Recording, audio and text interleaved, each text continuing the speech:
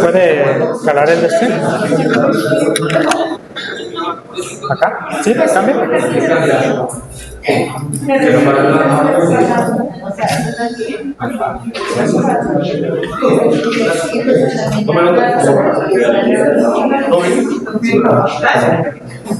¿Ya empezamos o qué? Ya, estamos aquí.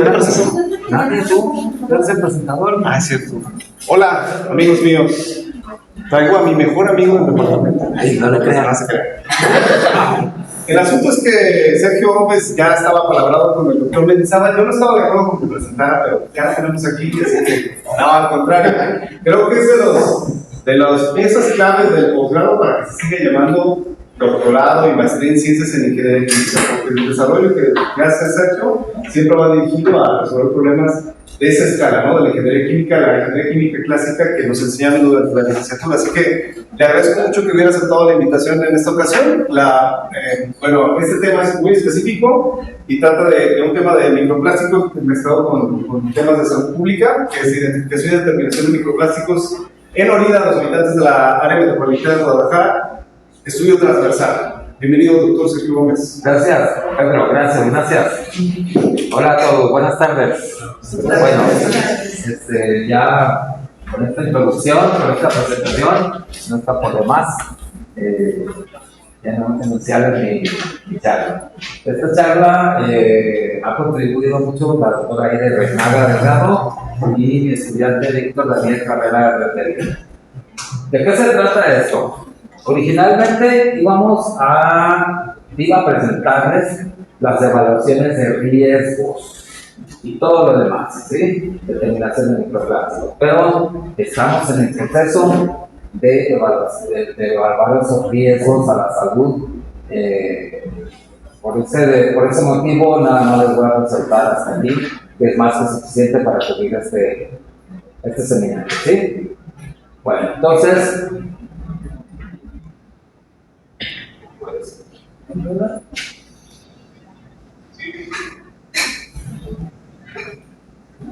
Thank you. Sí.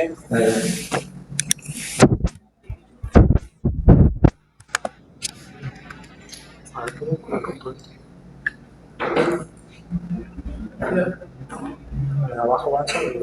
¿ahí de abajo avanza? Okay.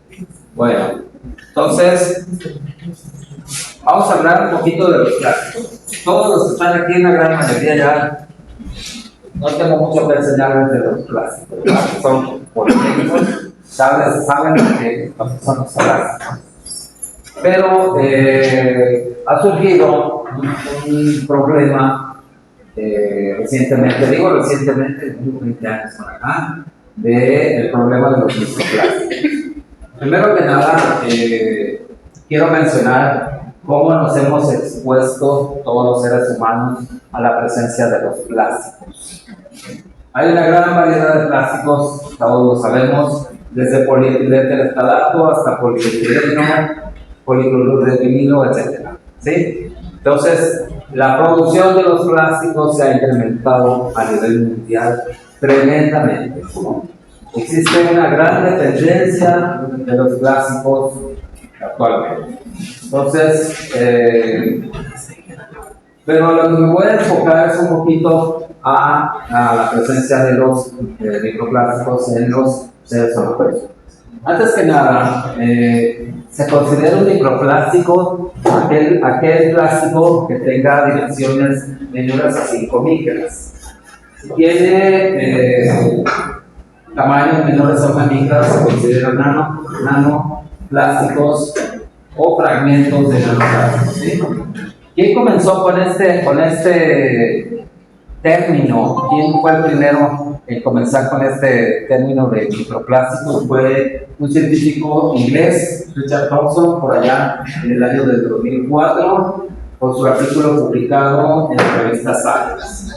Y esto dio lugar a la generación de una escala de los plásticos, ¿sí?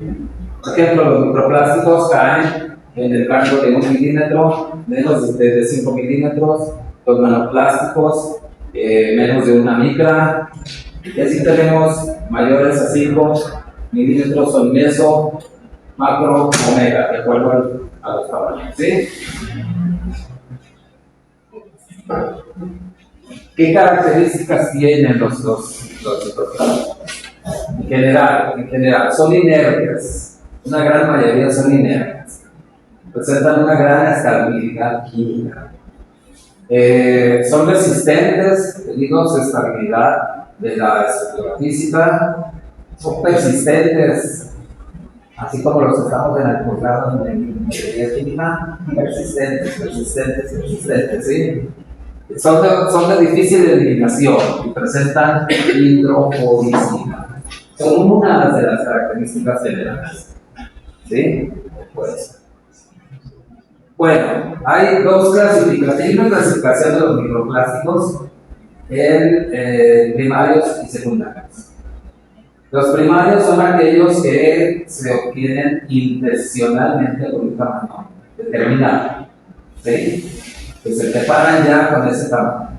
Los microplásticos secundarios son aquellos que se generan por fragmentación de plásticos más grandes, ya sea por efectos de la luz solar, el desgaste mecánico o procesos químicos. Aquí tenemos microplásticos primarios sintetizados intencionalmente por un tamaño fijo, y estos son los microplásticos que se generan por la fragmentación de plásticos más grandes. Bueno, ¿cuáles son los procesos que originan principalmente a los microplásticos? Puede ser la interacción física con otros materiales, la temperatura, la radiación solar, la corrosión, por ejemplo, con interacción química con otro material, o la interacción con el medio ambiente, también puede fraccionarnos. ¿Qué panorama tenemos en la actualidad en cuanto a las metodologías para analizar microplásticos? Este es un problema muy reciente, como les dije al principio, ¿sí? Entonces, hay mucha investigación que apenas está desarrollándose para resolver este problema, ¿sí? Entonces, las metodologías de análisis en los seres vivos están limitadas, ¿sí? Porque muchas son invasivas, entonces eso perjudica la salud de los pacientes. No están estandarizadas todavía muchas metodologías.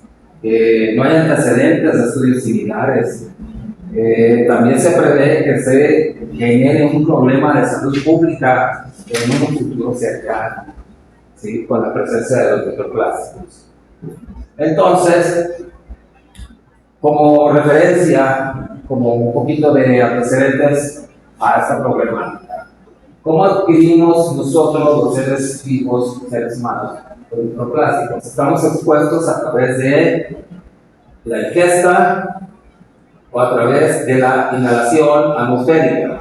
La ingesta a través de alimentos contaminados con microplásticos, o de agua que traiga microplásticos. Y en el medio ambiente, son tan pequeños que pueden flotar y los podemos ingerir. Si no los vemos, son microplásticos, ¿sí? Entonces, se han hecho estudios con respecto a los 3 tipos de aire, agua y alimentos por este autor, y en 2019 en el aire y en el agua. En el caso de los seres vivos, ¿qué se ha hecho? Se han hecho muy pocos estudios porque, como les digo, muchas metodologías son invasivas. Por ejemplo, en caninos, en los testículos de los caninos se encontraron microplásticos por allá en 2024, ¿sí? En la orina humana también ya lo han detectado en 2023. En el cerebro también ahí hay microplásticos, fíjense, lo han encontrado en este año, y en el tracto intestinal en 2017. ¿Qué pasaría cuando los microplásticos por tamaños mayores a 100 micras son retenidos por el riñón.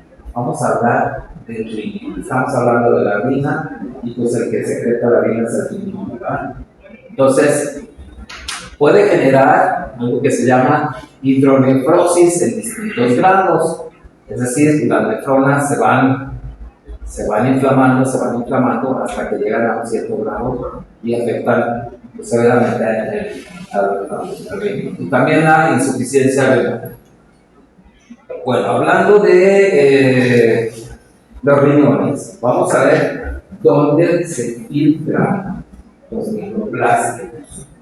Los riñones tienen una serie de glomérulos que están encapsulados en algo que se llama la cápsula de Bowman. Aquí lo tengo circulado, ¿sí? Aquí se lo muestro más a detalle. Ahí existen los glomérulos que tienen membranas basales y que se llaman membranas basales granulares. Estas membranas tienen un tamaño de entre 50 a 100 micras de diámetro. Si nosotros tenemos plásticos mayores a ese tamaño, los va a detener. Pero si no, los va a dejar pasar y los va a acercar en la vida, ¿sí? Entonces, por aquí pueden pasar los de 100 micras. ¿Y qué posibles efectos a la salud humana pueden causar los microplásticos? Hasta ahorita no hay un consenso. No hay un consenso que diga, los microplásticos se van a causar cáncer. Se cree por datos previos de otros estudios, pero sobre otras sustancias, que sí pueden causar una gran serie de enfermedades. Por ejemplo,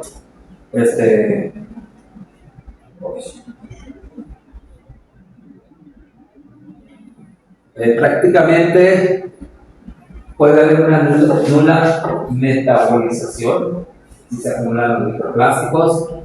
No se absorben en el organismo, solamente se depositan, no se absorben. Puede haber diseminación, puede haber acumulación, aglomeración, puede obstruir algunos órganos, puede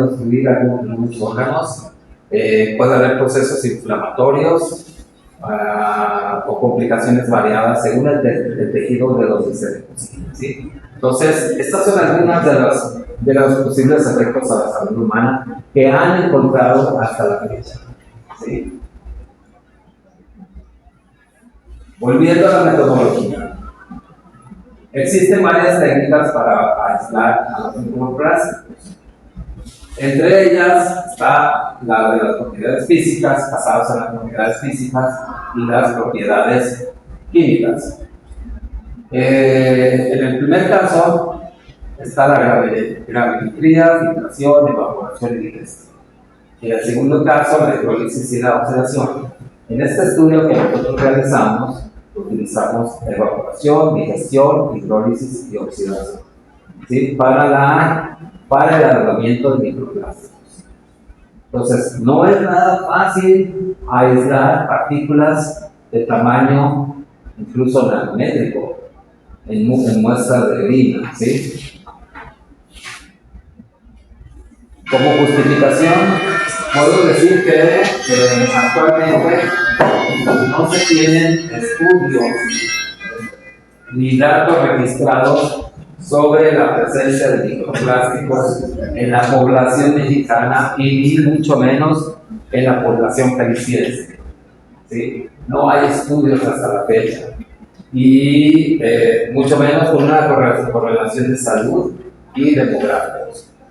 Entonces, al realizar un análisis de este tipo de microplásticos en la zona metropolitana de Guadalajara, nos puede dar un antecedente a futuras investigaciones que propongan soluciones a este inminente problema.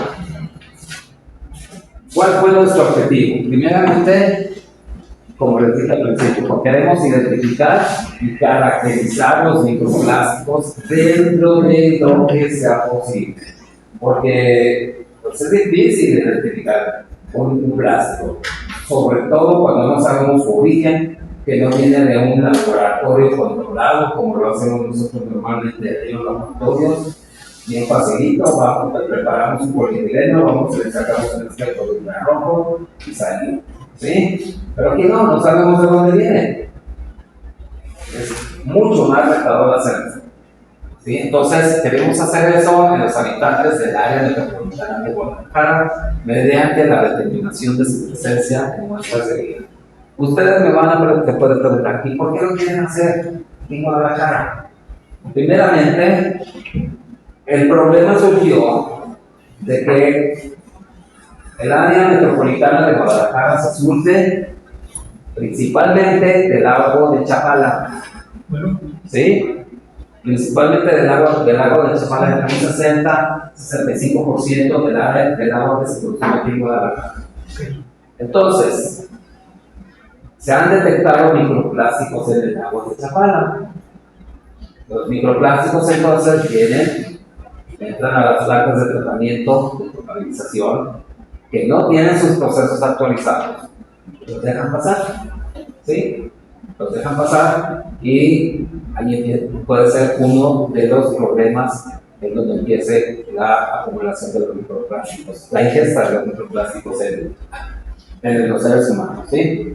¿Cómo atacamos el problema? Bueno, primero que nada, como vamos a tratar con seres vivos, tenemos que tener un permiso legal, ético, de bioseguridad y criterios de participación. Esto lo tuvimos a través del, ¿cómo se llama? El Centro Universitario de Ciencias de la Salud, ¿sí?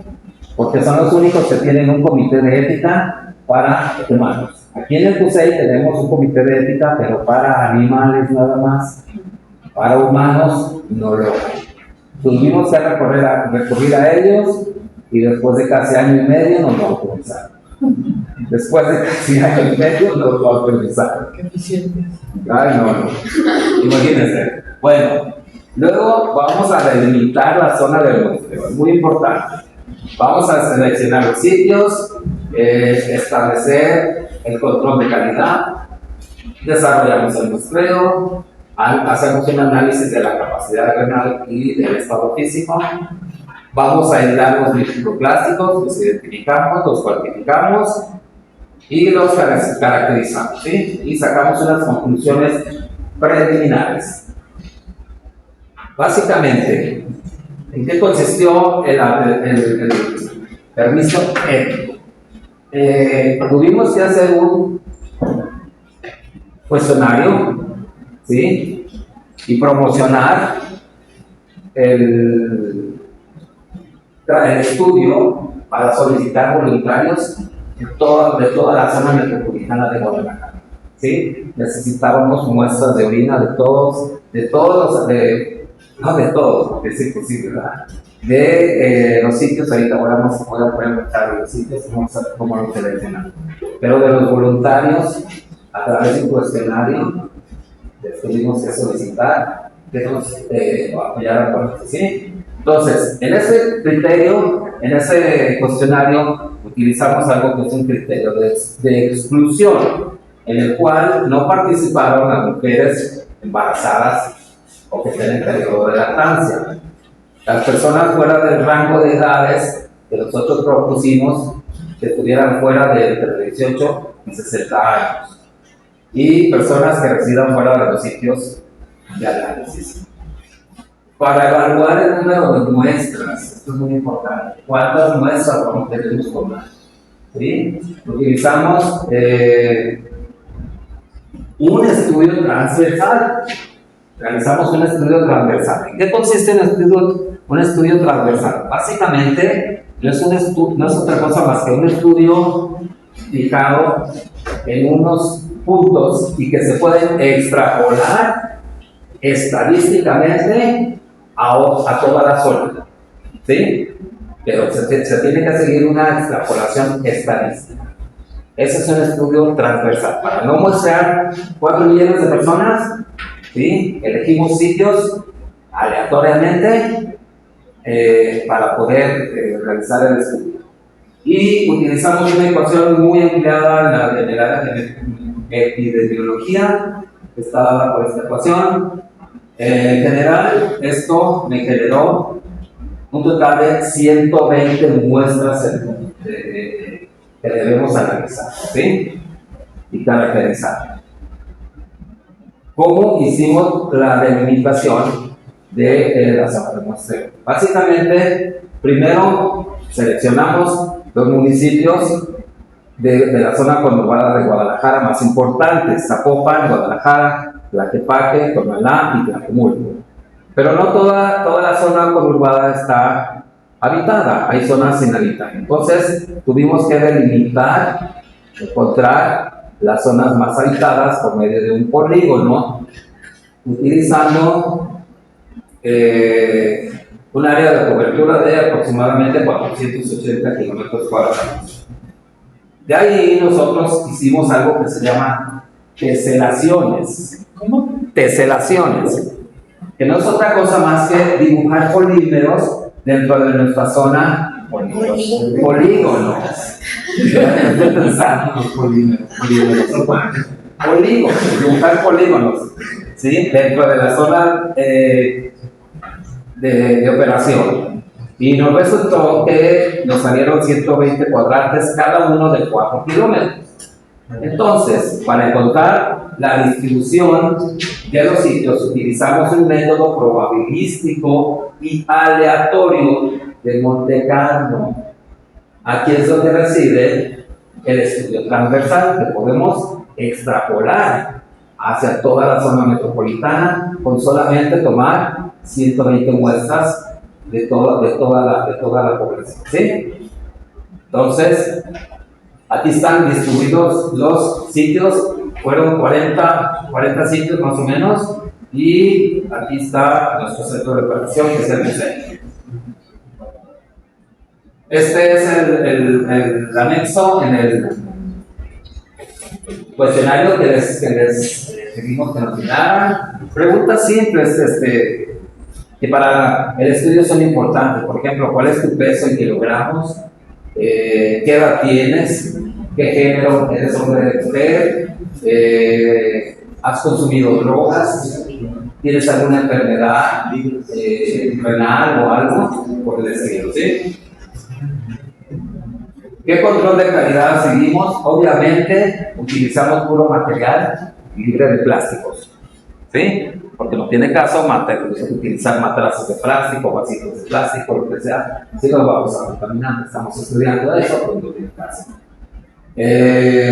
Sometimos el material a un lavado profundo con detergentes libres de fosfato, libres de plásticos, y los principales controles de calidad para plásticos comerciales.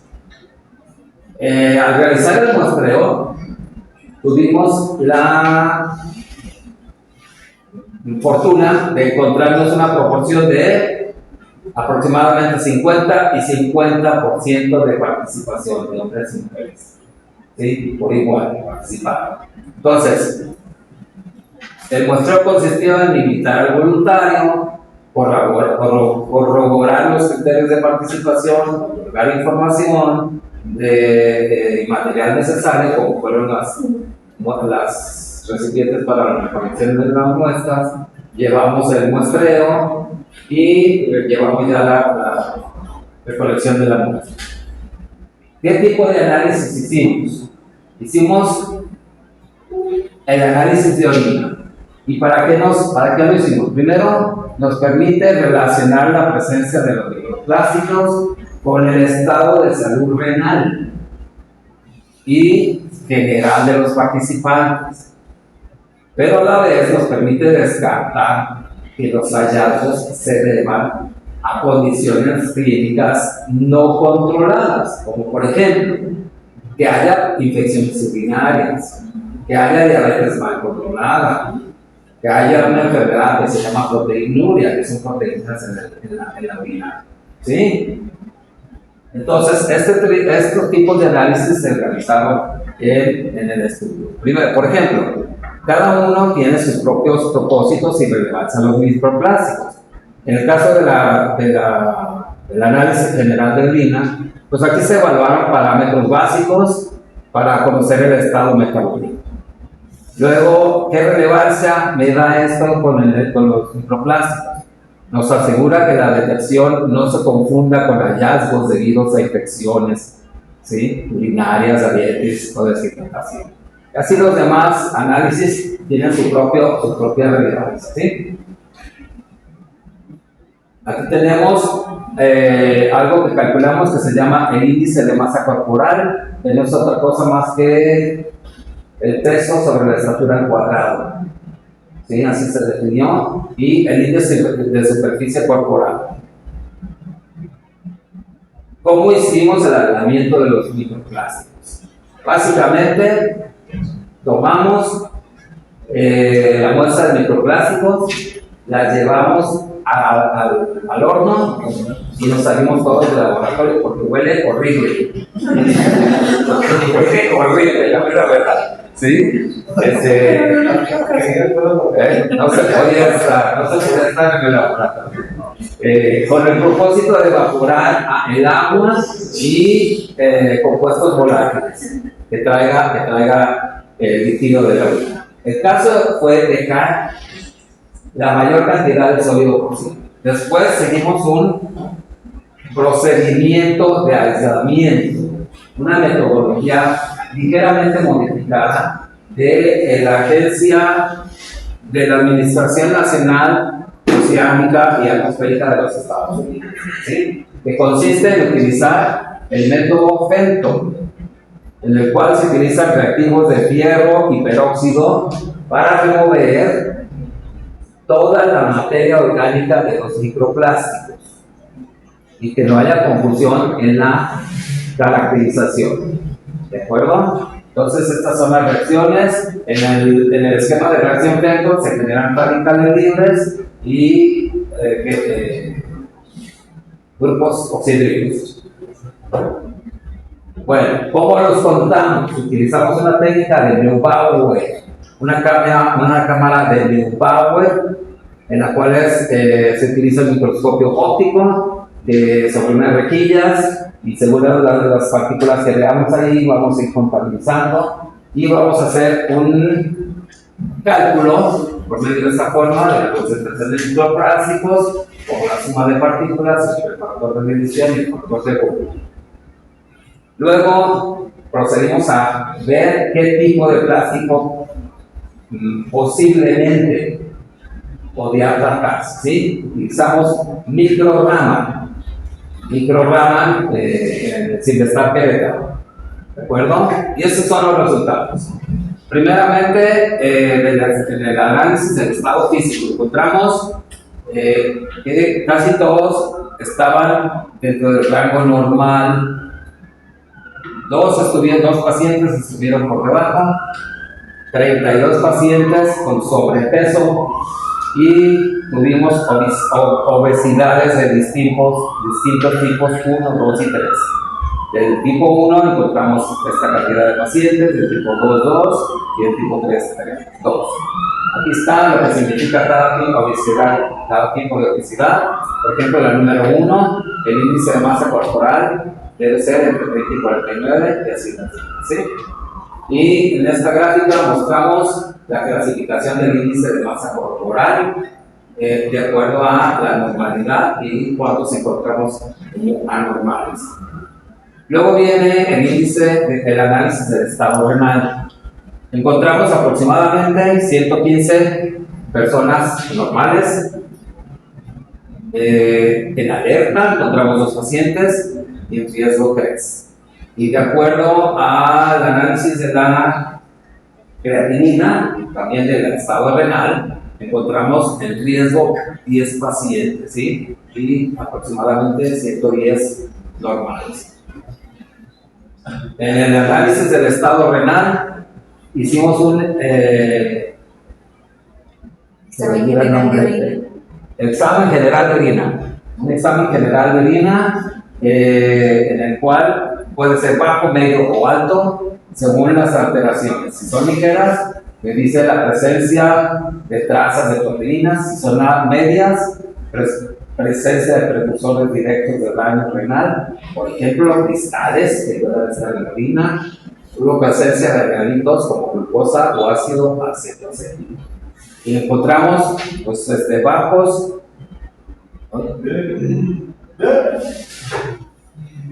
Ok, está. Bajos 8, medios 41 y altos 4. Ahora sí, viene lo más interesante, la clasificación de los microplásticos. Aquí tenemos la parte que vimos en los microscopios. Esta es una partícula de microplástico que encontramos en la orina y este es su espectro RAM. Y es probablemente un polietileno. No sabemos si sea de alta densidad o de baja densidad, sí, pero de acuerdo a las bandas se asemejan mucho a las del polietileno. Para este otro voluntario de Tlaquepaque, Sergio, ¿son las dimensiones? ¿Cuál es? Sí, a ver.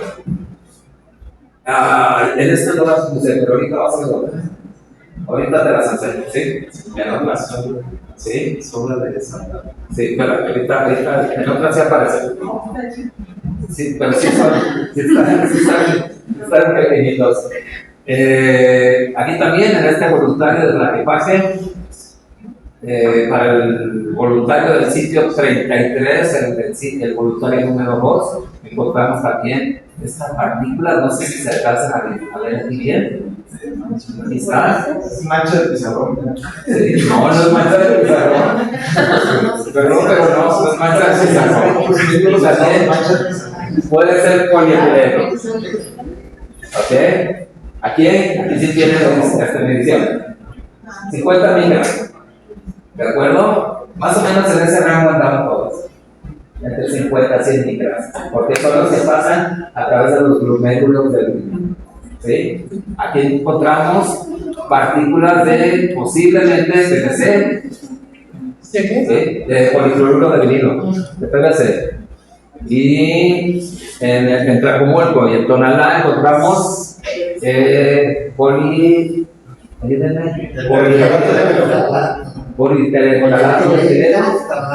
o etileno. Ok. ¿Sí?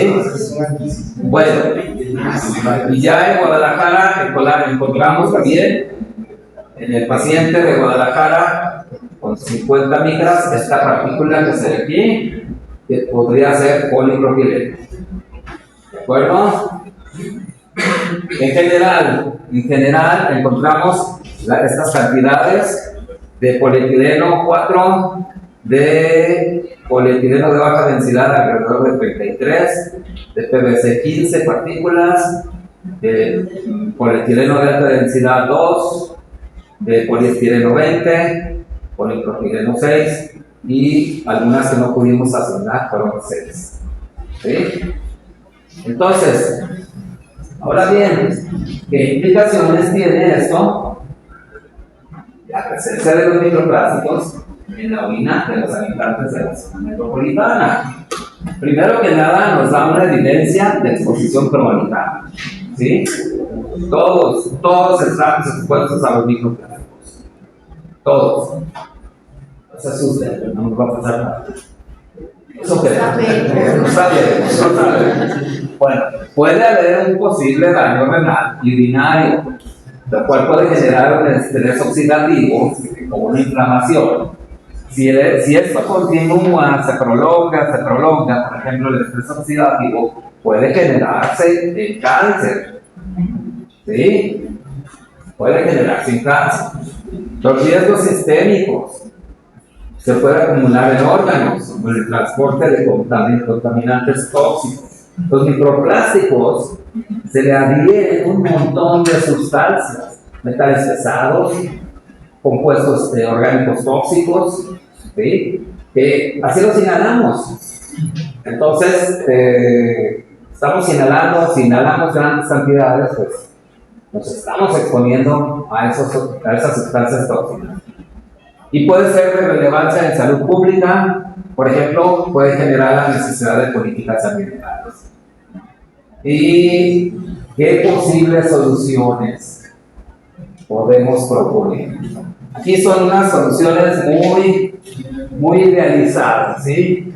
Que sabe Dios si se puedan llevar a cabo. Tratamiento de agua y aire, por ejemplo, tecnología de filtración avanzada, por membranas, carbón activado o ozonización. Un monitoreo biomédico consistente en vigilar a las poblaciones expuestas por medio de estudios epidemiológicos. Atención clínica, una detección temprana de efectos renales, metabólicos y cardiovasculares. Y en la parte de políticas públicas, pues una regulación más estricta sobre los plásticos y campañas de educación ciudadana. Trabajo futuro por hacer, ¿qué nos falta? Primero que nada, hacer el análisis de riesgo que les comenté al principio. Y ese va a estar basado en un análisis que ha sido propuesto por la Agencia de Protección Ambiental de los Estados Unidos, que consiste de estos 4 pasos, ¿sí? Luego, vamos a aplicar estadística multivariada con la ayuda de la doctora Ira Bernal, ¿sí? Ella es experta en estadística multivariada. Por ejemplo, vamos a aplicar la correlación múltiple. ¿Para qué nos va a servir esto? Para identificar factores de riesgo. Para eso nos va a ayudar. Si podemos ver que la edad o algún parámetro clínico se asocia a más microplásticos, los que toman decisiones pueden enfocar la prevención y la vigilancia sobre esos grupos más vulnerables. ¿De acuerdo? El análisis de agrupamientos nos va a servir ver qué grupo de edad está más expuesto y priorizar campañas o monitoreos en este sector. Y finalmente, un análisis de conglomeración que nos va a ayudar a detectar focos rojos o subgrupos críticos dentro de la población. Por ejemplo, un grupo pequeño, pero con niveles muy altos de microplásticos. ¿De acuerdo? Como conclusiones preliminares. ¿Va a pasar el tiempo? No, Bueno. Como conclusiones preliminares, hemos podido identificar a los voluntarios que podrían presentar mayor predisposición a padecimientos renales, ¿sí?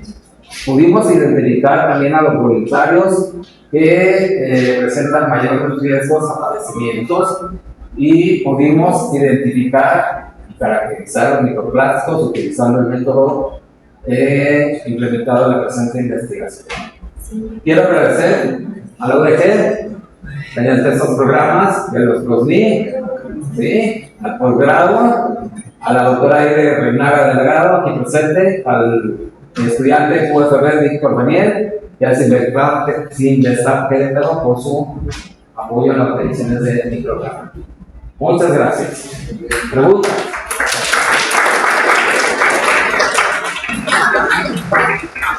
Vamos con las preguntas.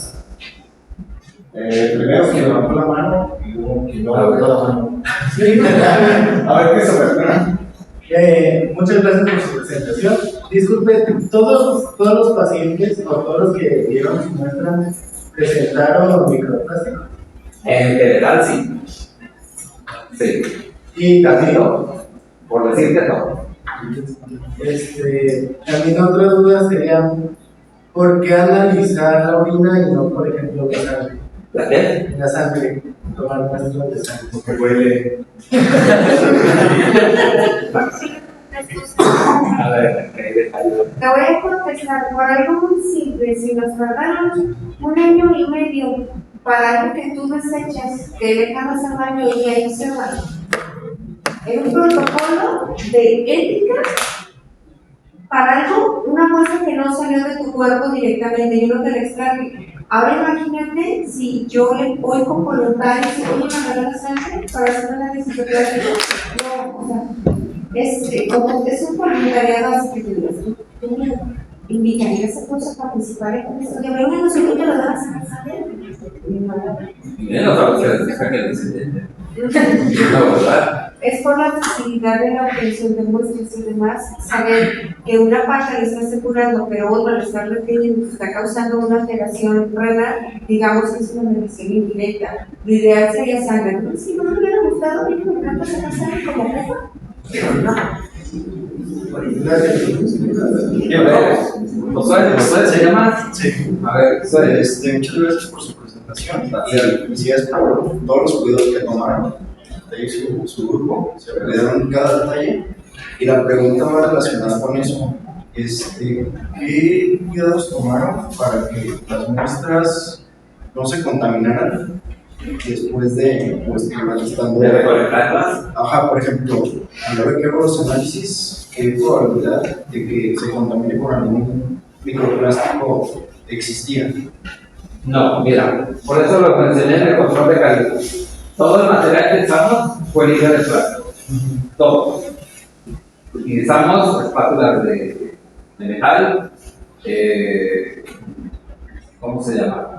Recipientes de vidrio, tapaderas de metal, todo eso fue utilizado. No utilizamos nada de plástico, eso es un protocolo que ya se establecido. Botes de guerra. Sí, pero no lo quiso decir así. Y por ejemplo, en el ambiente que se ha impregnado, ¿no es posible? Existe la posibilidad, eso sí no te lo discuto.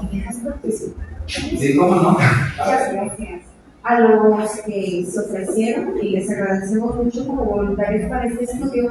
Les dimos una especie como de capacitación y también una guía rápida con dibujitos, tanto para niños como para niñas, es decir, hombres, mujeres o ellas, lo que sea.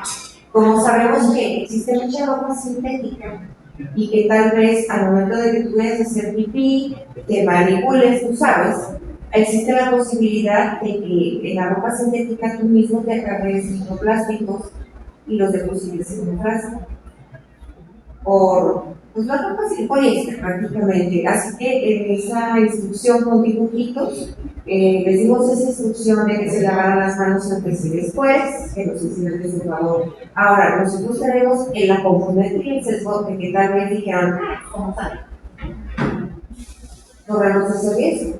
Pero, pues, como es una primera aproximación, hacemos lo que podemos. Y tuvimos ese cuidado de decirle las instrucciones. Lávate las manos antes, les dimos un frasco, las instrucciones, ellos no gastaron nada. Incluso les dimos guantes. Y estos guantes los separamos en papel aluminio. Y, pues, nosotros confiamos en que el vidrio no estaba dependiendo de ningún tipo de partícula y que se programan Tratamos de minimizar esos contaminantes hasta donde no sea posible. Ya si voluntario te decía, no, me vale, Muchas gracias por su presentación. Yo tengo una duda respecto a, digamos, las fuentes de donde pueden venir los microplásticos, sino cómo, digamos, detectan, o sea, si hay una manera de detectar si son de aire, agua, comida. O sea, yo nomás, digamos, o sea, porque van a como, eso que yo entendí como buscar esta clasificación, sí. Pero también, o sea, siento que, o sea, hay como diferentes causas que ustedes pueden atribuir más como el efecto de Chapala y todo eso, pero si tal vez, dependiendo de las zonas, se puede saber que tal vez esto fue de aire, no sé, como algo así. Sí se puede, pero con este tipo de estudios que hicimos, te diría que no, con esto no. Tendríamos que hacer otro tipo de estudio, muy específico. Mira, por ejemplo, si viene el olor de Chapala, va a ser fácil, porque hay ciertas zonas que no son abastecidas por Chapala, sino por la fresa. Hasta ahí podríamos llegar. No, hasta ahí podríamos llegar. A ver, espérate, Giovanni. Acompañando la pregunta de la compañera, usted menciona que una de los críticos del carbono, el agua purificada pasa por el filtro del carbono. ¿No será posible que más bien estemos incluyendo de botes de plástico, no tanto que esté usando el agua? Digo, por parte del tratamiento de agua bien purificada es pasar por filtros. Luego lo voy a hacer en la planta. Nosotros fuimos a musear a las placas de Miravalle y a la placa de las Huertas, y lo que hacen es una simple desinfección. Y se desinfectaba y ya cumple con la norma. También fuimos a musear las purificadoras, a donde llega la gente y ellos su garrafón de agua, ¿sí? Y de ahí se la beben, y también no creas que están buenísimos. Y a lo mejor nosotros una pregunta, pero entonces creo que estaría interesante verificar el agua más bien el directo de persona agua, no tanto persona agua. Sí, o sea, para identificar la fuente, dices, para una posible fuente de los microplásticos. ¿Sí? Estoy de acuerdo contigo, puede ser una posibilidad para el estudio. Pero un estudiante nomás tiene tiempo de 2 años, no puedo detenerlo más. No, pero es como un blanco, ¿no? Un punto de referencia. Consume totalmente este tipo de agua. Si digamos son de cielo, el del barrio, o toma agua de la llave también, pues. Tienen deja con así de lo que hay, ¿no? A ver, ¿alguien más? Nada más, a mí me generó curiosidad, bueno, primero gracias por la presentación, me generó curiosidad por el hecho de que presentaron que hay, bueno, los pacientes presentan obesidad. Se le atribuye que también los microplásticos generan cierta obesidad, o por ejemplo, no sé si detectaron microplásticos en personas que no son obesas. Ahora lo entiendo todo.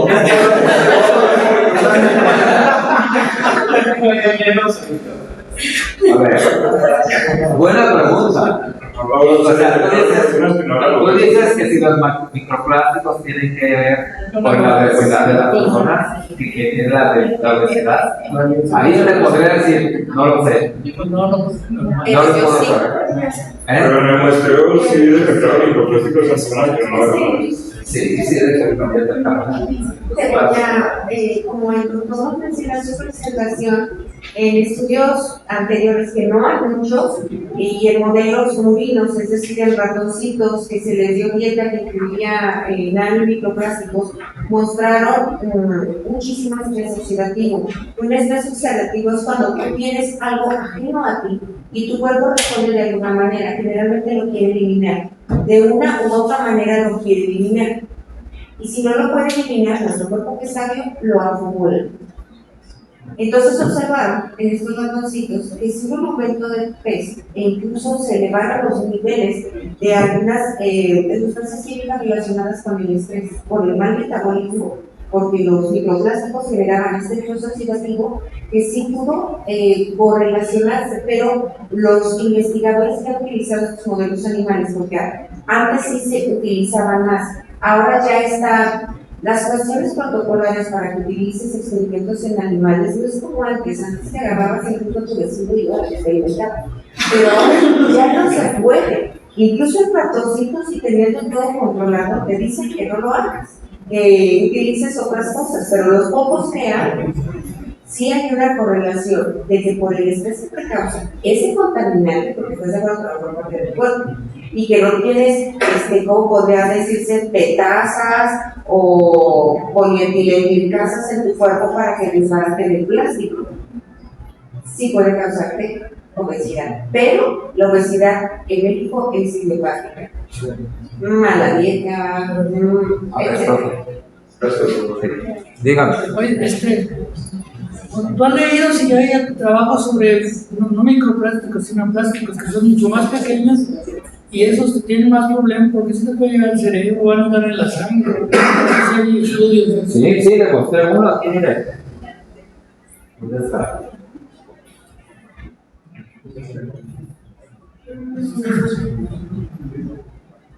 Es reciente, del 2025.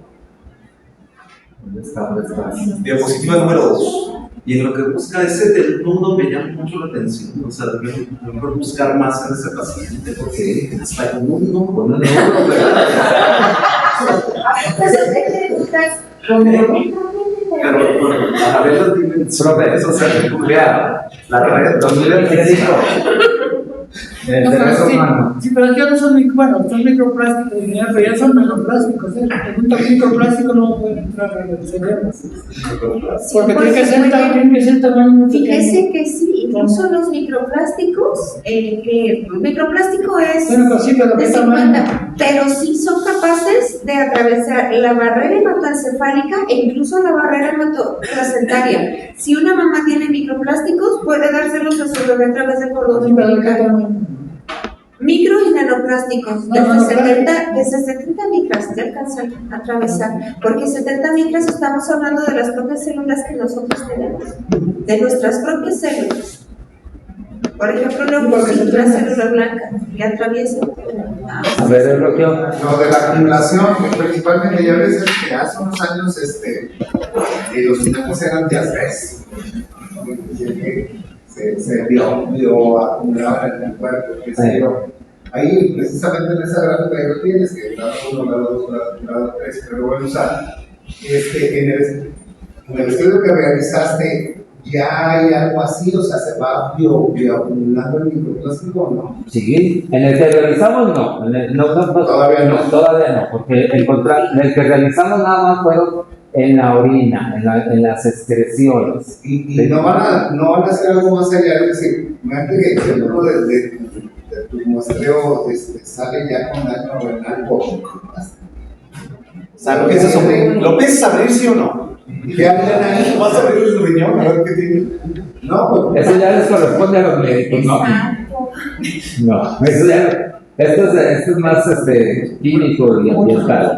La última, La última, Alexis, venga. Alexis. Doctor, le iba a preguntar, con los resultados preliminares que tienen hasta el momento, ¿podrían llegar como a una conclusión de cuál zona de toda la zona conurbada de Guadalajara tiene mayor riesgo de tener una mayor concentración de microplásticos? Con la aplicación de las técnicas estadísticas multivariadas, sí. Hasta ahorita no la hemos terminado, lo está haciendo mi estudiante.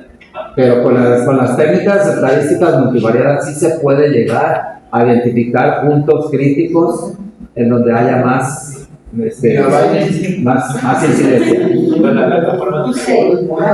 Profe, Sergio, dígame.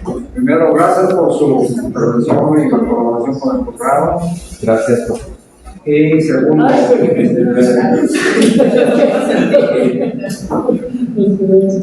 una pregunta o sugerencia. ¿Cómo andan las aguas embotelladas y la agua metropolitana directamente? Mire, Porque eso sería bueno como detectar precisamente las fuentes de ingreso. sí. Nosotros hemos... Yo pensé que de ingreso. No. Porque, por ejemplo, si desde allí, desde el agua metropolitana, el filtrado no es suficiente, es una fuente muy fuerte porque la gente lo usa hasta para cocinar, por Sí, ejemplo. claro, sí. Sí. Por ejemplo. Y aún en la embotellada hay diferentes calidades. Pues valdría la pena hacer un estudio Sí, claro. de servir. Sí, claro, por supuesto, estoy de acuerdo. Nosotros lo que hemos hecho hasta ahora, con las aguas embotelladas, nos enfocamos a los plaguicidas. Ahorita los plásticos todavía no. Esto apenas es una exploración que estamos haciendo, ¿sí? Pero de resultados de plaguicidas ya tenemos, de agua embotellada ya tenemos. Y sí hay plaguicidas. Sí hay plaguicidas en cantidades suficientes. Malartión, por ejemplo. En las embotelladas. No todas. Medimos varias marcas. ¿Okay? No todas. La que me acuerdo que casi no dio nada fue la de Guanajuato. Y la de Pura. Las demás sí salieron con plaguicidas. ¿Cuáles no? No, la de Bonafont y la de Épura. Bien, pues le agradecemos al doctor Sergio López Salazar.